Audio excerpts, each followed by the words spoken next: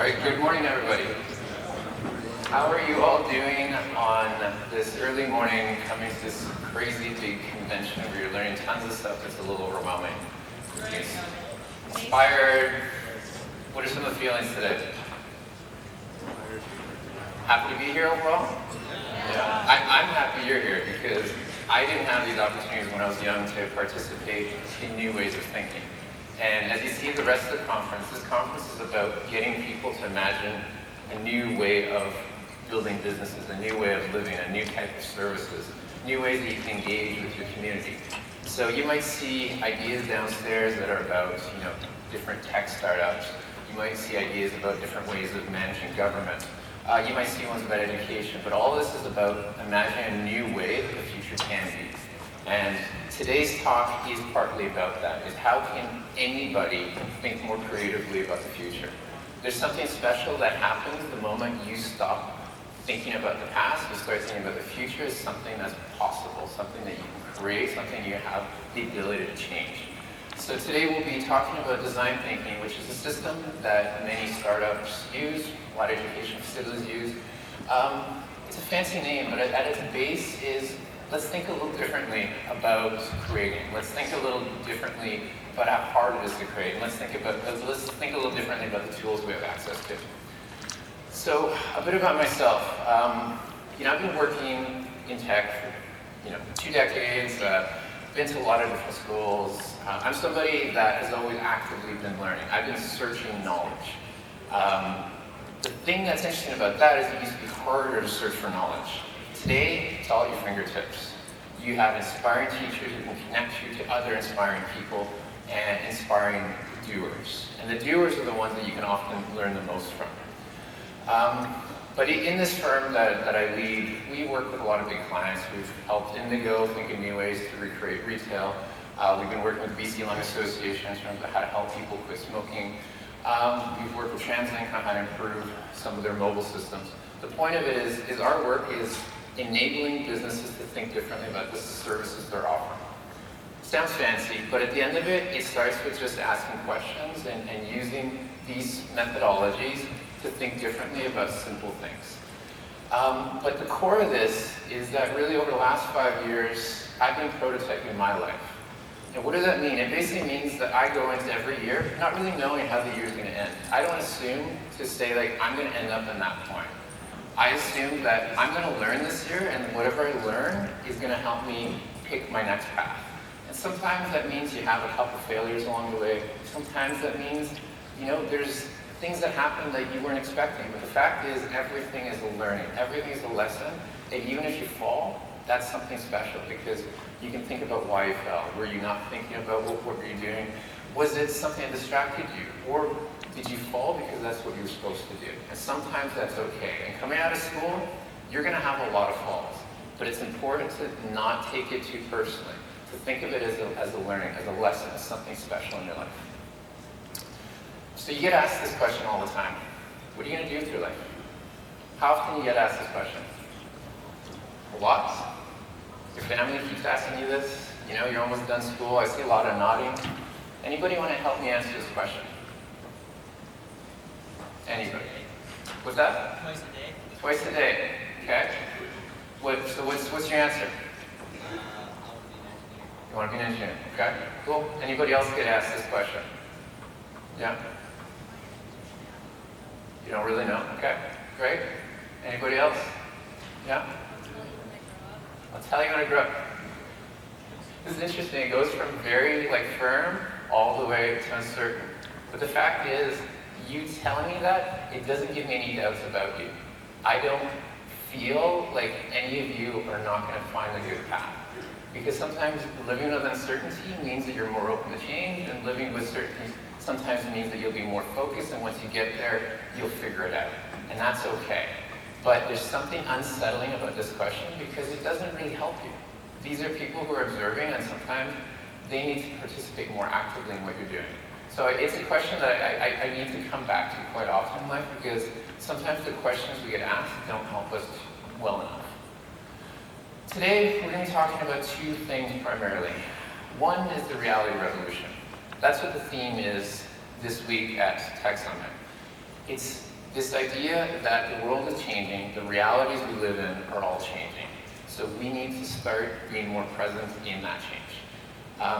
But I hope that what you learn in this short session, again, it's often I do sessions over 2 days, that you're going to take away some tools.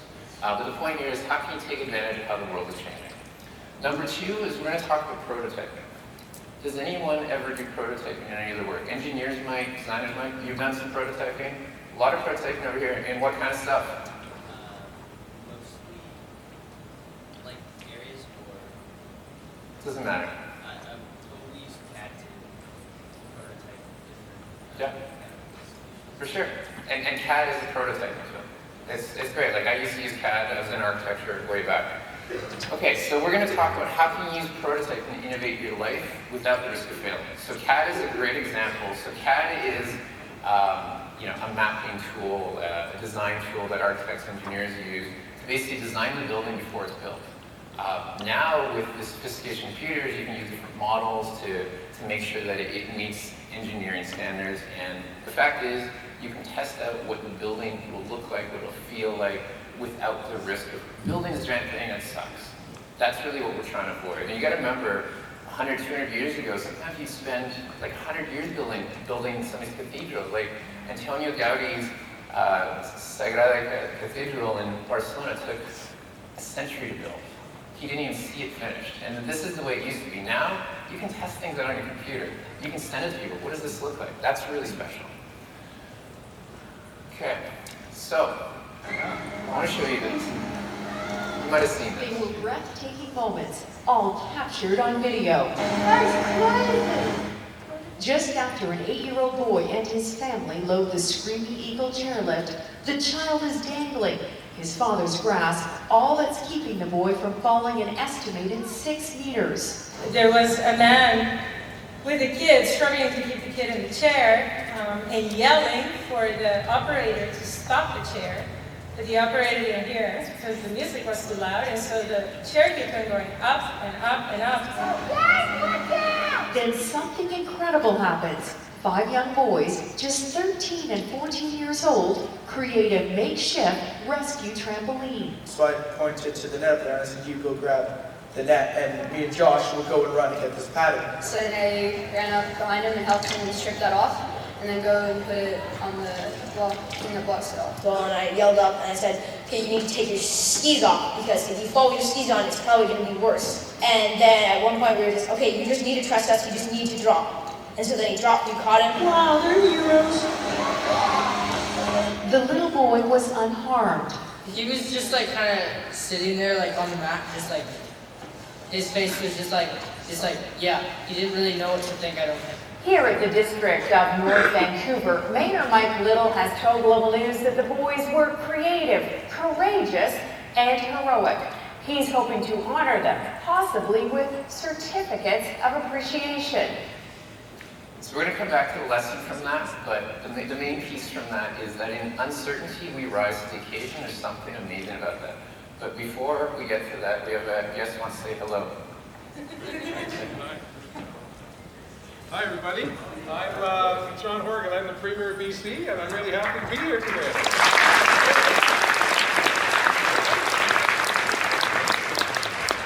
I'll come over and talk into this. I saw a pretty obvious lesson out of that you're going to probably tell everybody about. But I want to thank you all for coming to the BCTECH Summit 2019. Anyone been here before? That's why you came back. Yeah, there's lots to learn here. The takeaway I want to give you from this is, young people being innovative save the day. Pretty much.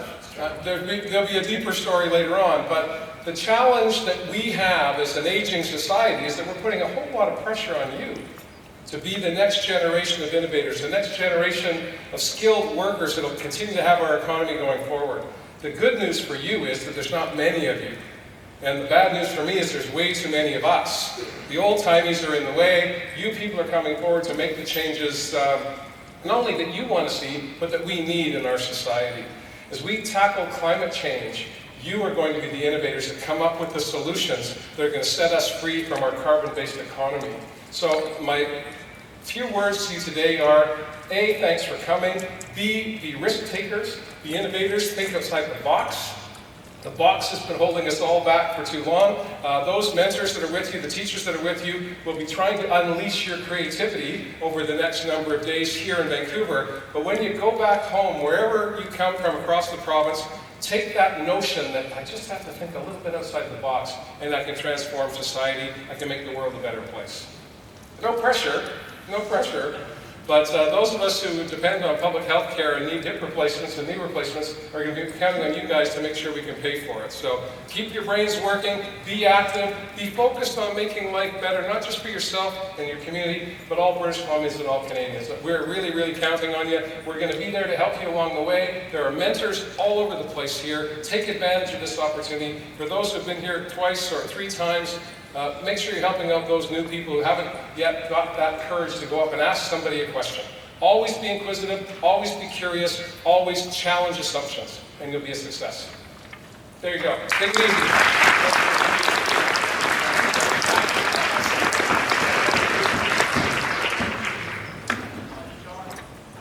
Well, thank you, Premier. He basically said it all really fast and really eloquently. He's a pro, I think. But he's right. The point is, in this case, these kids, no different than you, found a problem. It was a big enough problem. The risk of trying something was more important than the risk of failing. They were innovators in that moment. It didn't take much. They weren't worried about what other people thought. It was so worth it, and it made sense. The problem is, and this is where we started, people ask you questions, but they don't put you in situations where you can try them. Trying is when you learn. That's when you can learn from maybe something didn't go perfect. But the point is, when you try, amazing things can happen, and these kids are a good example of that. So let's go back to the reality of revolution. This is the world you live in now. It's a hyper-connected world where basically anywhere that's lit up, you can get at least half of the same services as you can right here. You can imagine working with teams out of Pakistan, out of Indonesia, out of Colombia, out of Brazil, and really there's not much difference. The fact is, your imagination needs to start thinking outside of this box. And this box traditionally had been, well, I only know what I see. But the fact is, there's so much world to see, and it's right at your fingertips. There are problems out there that need your help. Some of them small, some of them big. It really doesn't matter what it is, but the point is, there are a lot of issues out there that your passion can be quickly aligned to. And don't think of borders as boundaries anymore, please. So, what are you passionate about?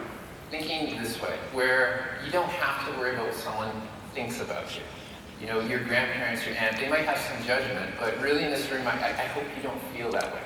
So what are you passionate about? What is something that you care about more than anything? And if you could do it, you'd be happy. Anybody? Yeah? Art. Okay, that's great. Anybody else? Dressing up as fictional characters. No, but it's great. These are great examples. Okay. Writing. Okay. So, yeah. Okay. So you see here, people are a lot more passionate about their answers too. I actually believe you're going to do these things. But when I ask you, what are you going to do with your life? I tend to get answers that seem to be like, I don't know. I got to find something that I can work in, I can get a job in, that people won't judge me in. But when I ask you what your passion is, you find something you connect with a lot faster. And that's really, really important. And the point of this connected world is you can find careers that are art, that are dressing up as fictional characters, and you can make a career out of it that actually has social impact. That's really amazing. This wasn't possible a generation ago. These careers they may exist, and if they don't, you can make them. That's the beauty of like the startup culture itself.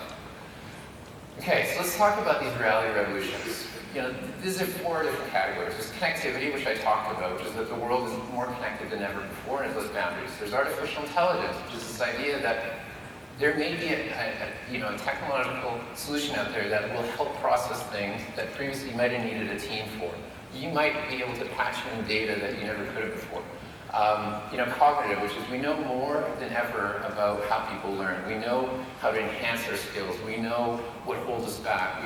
We understand psychology on a much deeper level. And then universality, which is something that the Premier had touched on, which is this idea that we need to consider that our solutions aren't all for us. Sometimes our solutions are for the people who are going to need hip replacements. Sometimes our solutions are going to be for our great-grandparents. Sometimes our solutions will be for the next generation. But the point is, in today's world, it's important to think about the people that you don't see, because those are the people that often need to help more than anybody. So how can I take advantage of how the world's changing? That's probably what you're asking, and again, there are many, many ways. Think of these as superpowers. All of these innovations can help you in a way that you never imagined. They're basically like little avatars floating over you that give you a special ability.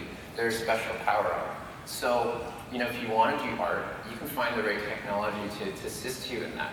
If, you know, you want to dress up as a fictional character, you can work on that and improve universality. And that's how can you help people who are disabled have access to some of these fun things. But let's talk about what these powers really are. So in terms of connectivity, that means there's less barriers. That's really important. That means you can think beyond what you see. There's a world on the other side. Artificial intelligence.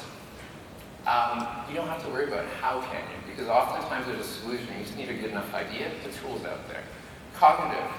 You can believe in yourself because quite often the things that cognitively held you back, there is a tool out there to help you. There are people that can help you. So you can't think of those as limitations as you might have previously. There's so many dyslexic people that are madly successful. A lot of people ADHD, madly successful. So you can't really assume that conditions are limitations anymore. And the universality, who can, is no longer a limitation either. And that's a really, really important one, particularly in the work that we do. Okay, so we need to start thinking more what we want to do with these abilities. So what do we want to do?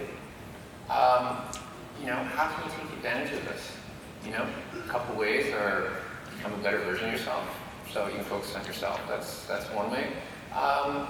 Find or create the perfect career. So, with this knowledge, you can go look and be like, okay, maybe there's a better way of doing the things that I already want to do. Maybe there's a better way where I can help more people. Or you can just create something you're passionate about. If it doesn't exist, it's legitimately something special. And that's how a lot of startups begin. They don't start by looking at a business analysis and all this. They're like, I want to do this. I want to invest 5 years of my life into creating the most amazing thing ever. So, what's your Super Bowl? What is it? You have super abilities. What is your Super Bowl? Anybody have anything they want to add here? What is it you'd like to do knowing that technology is there to support you? Knowing that there is a revolution happening that is giving you the ability to circumvent these barriers in a way that you couldn't believe. Anybody? I also have a microphone if anyone in the back wants to talk. Yeah. Make housing affordable. Okay? Great. Anybody else? Accelerate the transition to renewable energy. Sorry, what was that? Accelerate the transition to renewable energy. Okay. And what was yours? Very specific. I like that. Ambitious. But again, One more back here. Yeah. World peace. World peace is great. Easy. That's good. But again, you see, we're getting deeper and deeper into who you are and who you want to be. And there's something about asking the right questions, which is critical to understanding who you should, could, or want to be. And this is not a situation of judgment. It's just a situation of feeling comfortable in who you are and what you want. It's okay. And oftentimes we're scared of asking these questions. And that's why thinking like designers is important. But what's holding you back? Why can't we start this tomorrow? Anybody have any thoughts why we usually don't start working our passions immediately? Yeah? Inexperience? Okay. Fear of failing, correct? Yeah? Don't know where to start? Okay. Yeah?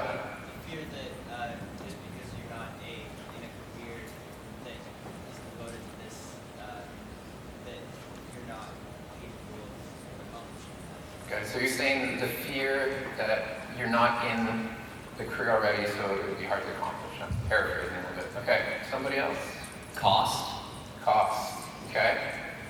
Too busy with everything else that we're already doing. Okay. You're a young audience, but you know what? If I would have had 30, 40, 50, 60-year-olds, they would say the exact same thing. So why is that? Is that actually a limitation, or is this just what we tell ourselves because we're scared? I don't know. I can't answer that question. But the point is that we can take little steps. We don't need to be scared because we all say the same things. And it's really, really unfortunate because sometimes it's just starting with one little thing. The littlest thing can be amazing. Designers, they often have like sketch a day type things. Writers have, write something a day. Athletes will go train all the time. But for some reason, for the rest of us who don't have one of these, athletic or artistic careers, we don't really think that way. But there's something about training ourselves and just trying. It's really, really important. And I know sometimes with these other careers, they sound really technical and really difficult, but the fact is, it's what can you do in the smallest amount of time every day that you can commit to. It's a simple thing. It's an experiment that, I've tried previously. Exercise is an interesting one. People are stressed out about it, but we just got to the point where it's like, what can we do every day that we can commit to? Because then it becomes a habit. Then it becomes part of you. And then you don't have to worry because it's like, I know I will do it. So then I can focus on what I will do. So this is when we need, toolkit. We need something that helps us go from ideas to action. We need to remove some of this risk so then we can start embodying the things we want. And this is where design thinking comes in. Again, it's a methodology that helps us prepare for tomorrow's reality revolutions. It helps us take advantage of the tools that exist and imagine new ones sometimes. And that's what we need, because again, as we see here, a lot of great ideas, but some fear. Design thinking has helped create a lot of things you use. In many ways, Apple was one of the biggest proponents of this. They tried and tested and prototyped and took a lot of risks. And that was because they believed so much in an idea that was a little out of the box, and then they proved it, and then they scaled it, and then they grew it into, the biggest company in the world. Nike does it all the time. They're always testing things out. It's mind-blowing. Nike is one of the most technological firms in the world, but we don't really realize it because they do such a good job of storytelling. Dyson's a company some of you may or not have heard about, but these things that you see there are fans. They don't look like fans because he's been using that aeronautical engineering to create new types of products. As someone who has a baby, this fan is a lot safer. It's a lot quieter. It's a lot more expensive, but the fact is, it's an innovation, a step forward. Airbnb started as something where people were just sleeping on people's couches and inflatables, and then they figured out that, hey, this is giant need. People actually want to go visit their family. They want to go stay somewhere and meet people and look from another lens. And then Tesla, Elon Musk has been testing things out for a long time, and like many of you, he had a vision, but he's a little fearless. And that's a beautiful piece. What is design thinking?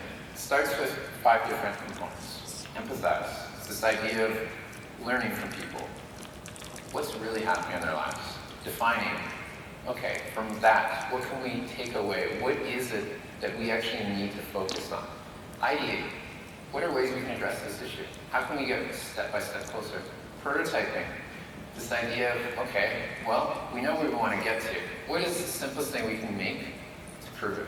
How can we make sure that we're taking the right steps?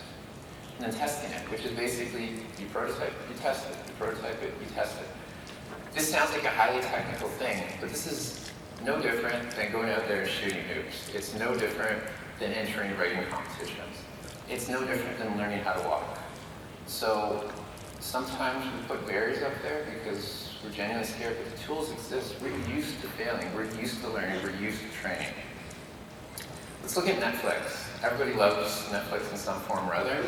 They went from DVDs that were mailed to you in this clunky way where I have to order it, it comes like a week or 2 later, and then I have to mail it back.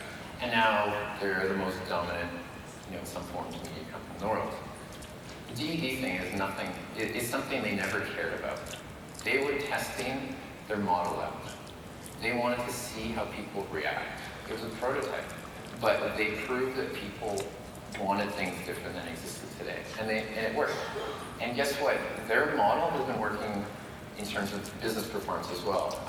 Their growth has outpaced Disney, and Disney, you know, bought Marvel along the way. They have all these fancy Avengers movies. But the thing about Disney is that super dependable thing that honestly doesn't take risks. Netflix has, and they're being rewarded for it in terms of the passion people have for it, and also in terms of the market capitalization. How did they do it? Again, step one, empathize. What could be done to improve home entertainment? They asked themselves that. They asked many, many people that. It made sense. They defined. They focused on solving one specific problem, which is how do you access shows in a way that you want? They ideated. They think of every way possible to improve access, access to streaming.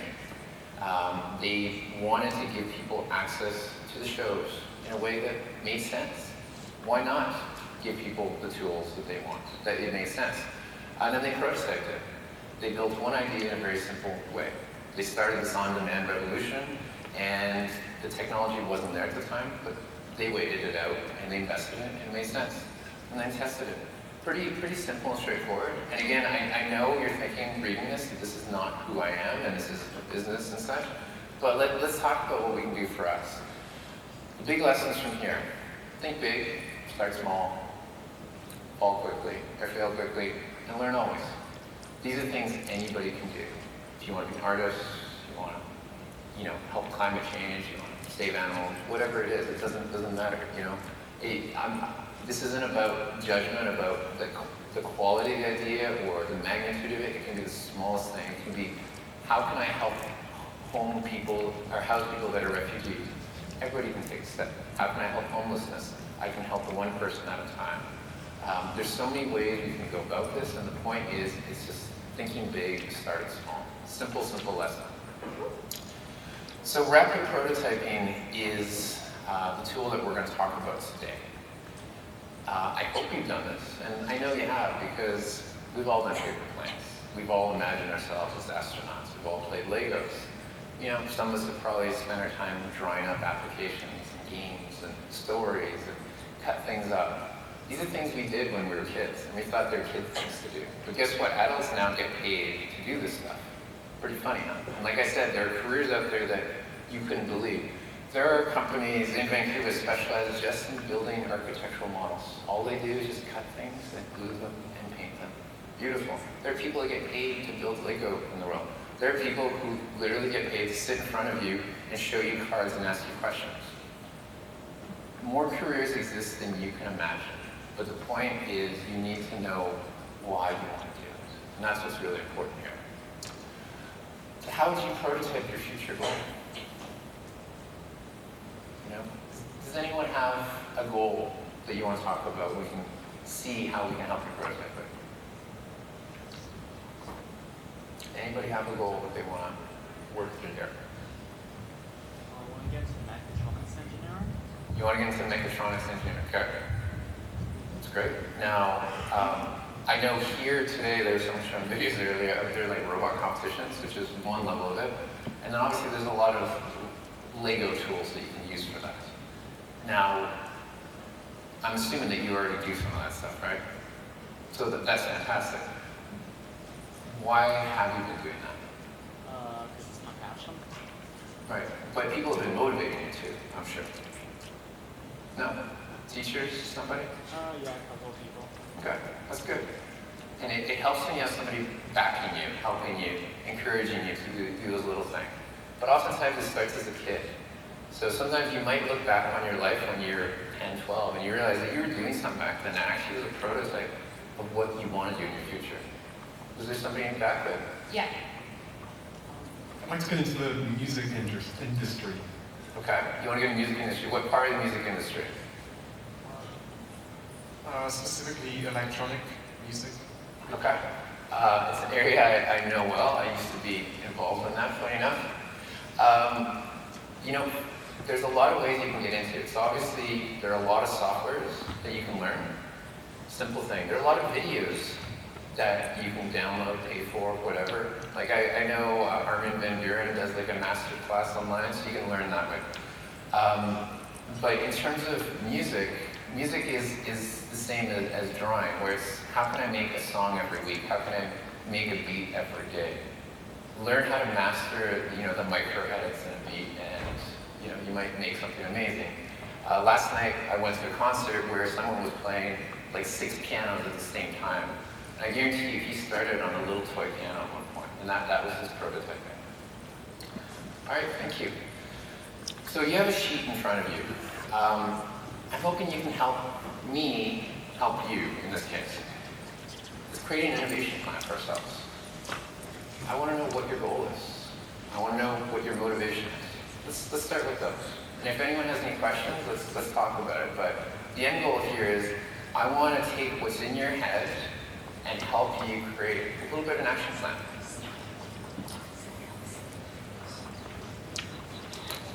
And by goal, it's where do you want to end up? Or what do you want to accomplish? It could be, tackling the housing crisis. It could be, conservation. It can be being the best engineer in the world. It doesn't really matter, but what is your real goal? The one that you're passionate about?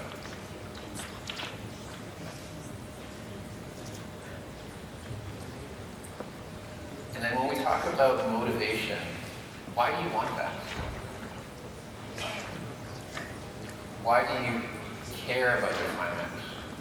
Why do you want to be an engineer? Why do you want to design video games? What is it about it that excites you? Is it the ability to be creative and artistic? Is it something that you tapped into as a kid? Is it something your family does? Just think about that motivation. It could be multiple motivations. I know an easy one here is money, but if money is the motivation, why? What do you want to do with that money? Is there a type of life that you want? Because no one just wants money.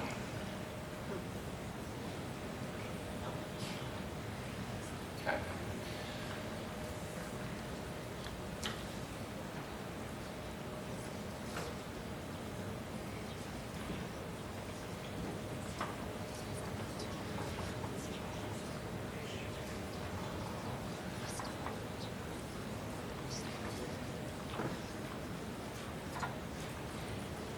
Is there anybody who wants to tell me their first two? Good, somebody in the back.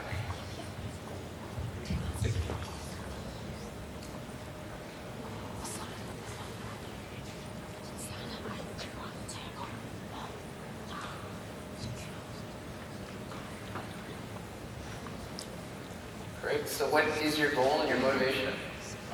I would like to make a woodworking business. Yep.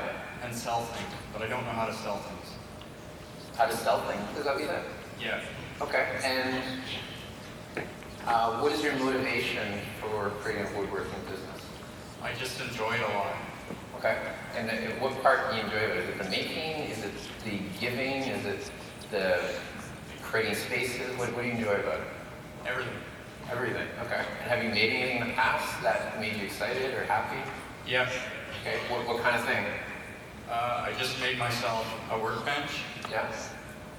Okay, fantastic. I want to use it. Okay, so there's a bit of utility there. That's great. And is any part of this that you would rather make something for yourself than buy it? Yes. Okay, great. So what's holding you back from turning this into career or business, whatever you want to call it? I don't know how to market it. Okay. Is there one type of thing that you've made that other people have really liked? That people say like, wow, that was so cool, I wish I had one of those? Does that happen? Yeah. Okay. And a bench, picnic table. Okay. So quite often in these situations, people will focus on one thing, so making one type of thing, and then see if they can sell a couple of those. Make a name for yourself as the guy who's amazing at that one thing. And then start other things. But, I'm kind of jumping ahead here, but the point is, if you make one thing and you observe how people use it and you listen to their feedback about it, then you can learn, okay, maybe people would rather have a higher bench, a lower bench, a lighter bench, a darker bench.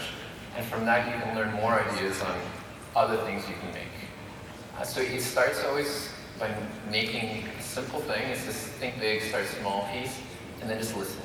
Listen to how people use it, observe how they use it, and then just keep going. But, you know, a business doesn't need to be the same where you're an accountant and, you know, you invest all this money, you start up cash and all that. That's a story that adults tell themselves. A business starts by you caring enough that you're willing to make stuff just for you. If it doesn't sell, who cares?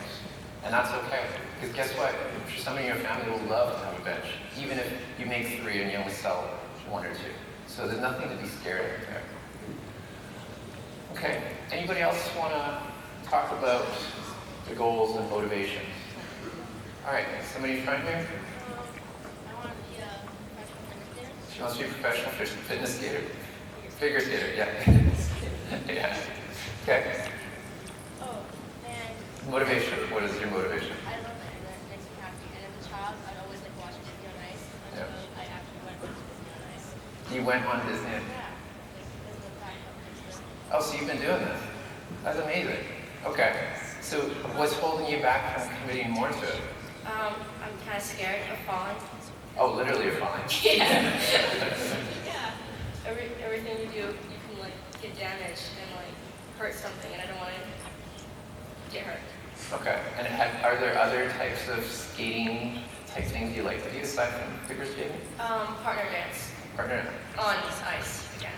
You don't like dancing? No, I mean, yeah, but like on ice is better. Okay. Well, it sounds like you already love this.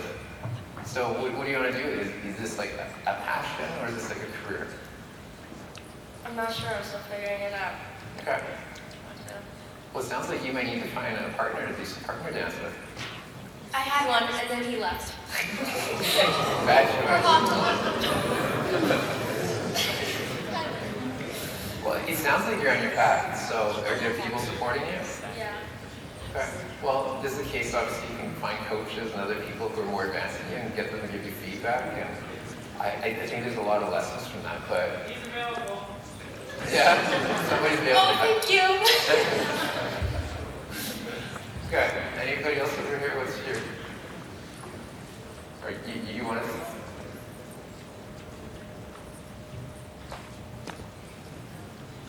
I wanted to go into environmental architecture. Okay. And why are you motivated by that? I really like design. Oh, you want to hold a little bit closer to it?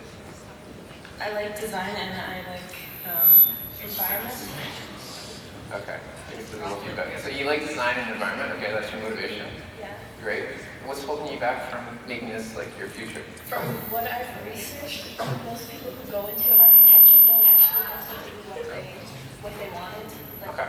So I actually went to study architecture at Waterloo and I changed, but I don't think that's a reason to be scared. The reason I changed is I realized that architecture is a career where it takes 10 years for you to have impact. It's a long cycle to actually get to the point where your thing's built and you can see how you impacted people's lives. For me, architecture was exciting because I could see how people interact with spaces and I could think of other ways to create new spaces and new types of experiences. What I learned when I was starting to do it is, in digital, you can do that a lot faster, you can impact more people, and you can focus on specific problems. So in the case of environmental design, this idea that the fear that architecture is a career people don't like, I think it might be a little inaccurate because sometimes they just find a specific thing. Like some of them will move into creating a specific type of well or a specific type of engineering apparatus that will give more people access to a specific thing, or design a cheap system for building homes in Southeast Asia during floods or something, right? The point is, architecture is a great toolkit that you can apply to a lot of things. So how do you want to prototype this idea, this future? I've already done a lot in graphic. Okay. Have you ever entered any competitions? Yeah? Did Skills Canada. Great. That's fantastic. Have you ever tried just like designing something and sounds cool. It sounds like you're already doing this. What are you scared of then about taking a bigger step into it? It's not sustainable. Not sustainable. Okay. So that's an interesting point. I've been doing some work with Thompson Rivers University, and when we talk to students there who are like 20-somethings, they're really scared about their university education not getting put to use. It seems to be something that, for whatever reason, your generation is really scared about the debt. I understand it. We've all been in debt. But I do need to say that even if you go to university and leave, you take something with you. Even if you're there for 1 year, 2 years, 3 years, whatever it is, even if you don't finish university, you walk out with toolkits that will help you immensely. So I think this idea is something that's really important to remember, that you will get something out of it. Okay, anybody else want to share their, yep? Might be a little too similar to the first one, but we also want to start a business and we want to sell resin polyhedral dice. Polyhedral dice. Yep. And also other things that are nerdy. Other things that are nerdy, okay, cool. Yeah, we're nerds. That's amazing. Have you been to Japan? Yes. Yeah. Is that the nerd capital? No. No? Because I went to that giant store which is bigger than this room, which is just all like toys. Yes. Yeah. That does exist. Yes, those exist. Okay, so what's your fear about continuing with this? We're afraid that we don't have money, and we're also really busy with school and everything, so it's kind of hard to make the time to start. You ever heard of Etsy? Yes. Okay. I've also heard that people have closed their Etsy stores because the fees are too high. Okay, but the fees are only too high if, like, yeah, if they sell. So the reason I brought up Etsy is if you're scared that your things won't sell, it's a good place to put it up. See if you sell 10 of them. If they sell, make 10 of them, make 100 of them. If those sell, then you can put it on Amazon. There's a lot of ways you can test it out, but don't be scared to pay someone to help you prove your business. I think that's really, really important, and that's why like Amazon in particular and like Etsy type things are really great. Anything else like holding you back? What did we write? Oh, we're doing it together, the three of us. So we think our friendship's gonna get ruined because we're gonna fight. Okay. So on that note, that's a complicated one. We're not psychologists. This is not a psychiatric session, but a lot of times what's good is to draw up like an emotional contract. These are the boundaries. Once you cross that boundary, we have to talk. Those things are important. And I know a lot of you here are probably trying to do things with friends and family, so it's an important piece that sometimes business mix things up, so it's good to just have open dialogue. Okay, so let's move on to the next one here about collaboration and feedback. I've learned a lot about you by you talking to us, and I hope others have too. I see a lot more nodding, I see a lot more energy in the room ever since we all started sharing stories. It feels like a room where people are learning from one another. That's what I sense. I don't know if others agree or not. But the point of this is innovation comes out of conversation. It comes out of us learning from what others are doing and seeing, wow, they're really motivated, I can be motivated too. Wow, they're overcoming this fear, I can do this too. So I hope that in these conversations today and in your future, when you do ask people questions, you gain a new level of appreciation for what innovation is. And don't be scared of feedback. That's really important because your ideas get better. So let's talk about this prototyping sheet. That's on the other side of what you're working on. Some of you are already working with someone next to you, but I want you to talk together, help each other see the plan differently. There's something that the person who wrote it doesn't see. There's some part of it that maybe they can make better. An exercise that often happens in design thinking is you sit on a round table or square table, whatever. I write 10 ideas, I hand it to the next person. They write 10 more ideas and then put scores on the ones that they like check marks. And you just keep handing it around. And then by the time you get the idea sheet back, you're like, oh my god, there's 40 ideas here. These are all the ones people really like. This idea is based on this other idea, is based on this other idea. The point of this is, again, talking, working, trying, ideas get better.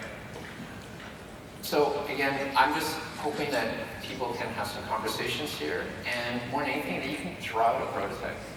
What is it that you are going to do? What is something you might do tomorrow, next month, next year? This isn't a question of pressure, but does anyone have an idea in their mind that they actually want to try?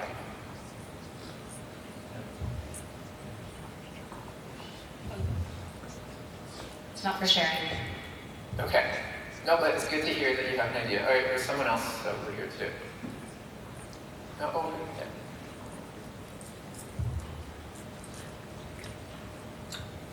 Sustainable shipping container homes. Sorry, what was that? Sustainable shipping container homes. Wow, okay, that's pretty cool. So how are you gonna take steps towards that? Get consumer reaction on the idea, and then branch it out, and then maybe pitch it to investors. That's a cool idea. All right, and is this something you're planning to do some point soon? After university. Okay, no, that sounds good. So on that note, it's quite possible that through your school or through university, that you can participate in some sort of program where they might grant you a shipping container where you can just deck it out and try things out.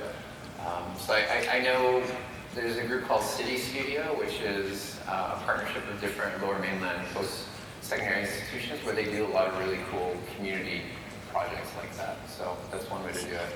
But no, that's really exciting. And honestly, like I know people in the city are very supportive of those things. I remember 3 years ago, I emailed Councillor Andrea Reimer, and then she just had lunch with me 2 days later. So there's just people in council and in local and provincial government that usually will support you and help you guide your vision. The other thing is there's a lot of other students who might be a couple years ahead of you too that might already be doing something similar to help you. Anybody else?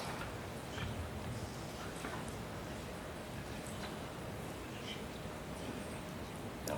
Okay. All right, well, thank you for your time. Again, ask questions, talk to people, get feedback, and don't be scared. Remember those kids, they did something really special, and it was because they just felt like they needed to. It was time to do something, and it helped other people. Thank you again.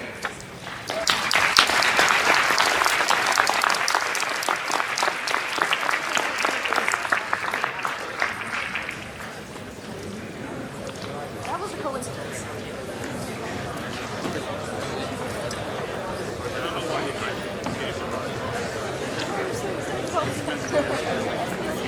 What's the